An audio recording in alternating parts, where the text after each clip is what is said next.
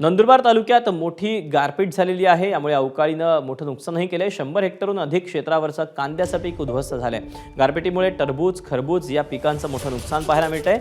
10 मिनिटांच्या गारपिटीनं अगदी होत्याचं नव्हतं केलंय। घराची देखील पडझड झाल्याचं पाहायला मिळतंय।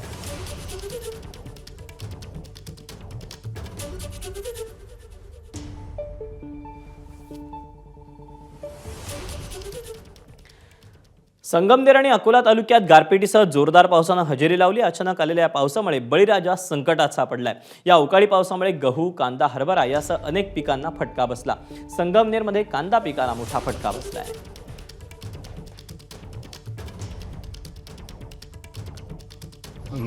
ऐन वेळेला पाऊस झाल्यामुळे धान्य भिजलं गेलं। काही ठिकाणी वाटाण्याचे नुकसान झाली। या ठिकाणी जवळजवळ 70-80% या शेतकऱ्याचे नुकसान या ठिकाणी झालेली आहे। तेव्हा इथं तलाठी अप्पांनी किंवा गव्हर्नमेंटनी या ठिकाणी लक्ष द्यावं अशी मी आपणास विनंती करतो। कोकणात सलग 2 दिवस पाऊस बरसतोय। त्याचा फटका कोकणातल्या आंबा, काजूसह रानमेवा म्हणून ओळखल्या जाणाऱ्या जांभूळ आणि करवंदाला देखील बसतोय। अवकाळी पावसामुळे कोकणातील शेतकऱ्यांचं आर्थिक गणित बिघडणारे। हापूसचं उत्पादन यंदा कमी आहे। त्यात अवकाळी पावसामुळे दुसऱ्या टप्प्यातील आंबा बाजारात येताना संकटाचा सामना करावा लागणार आहे।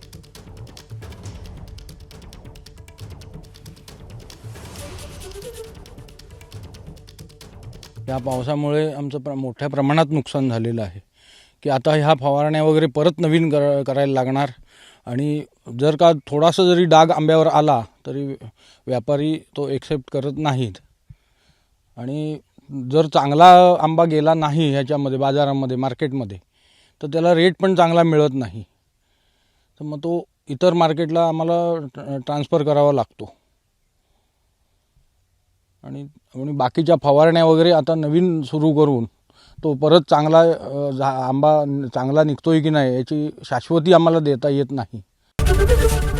एबीपी माझा, उघडा डोळे बघा नीट।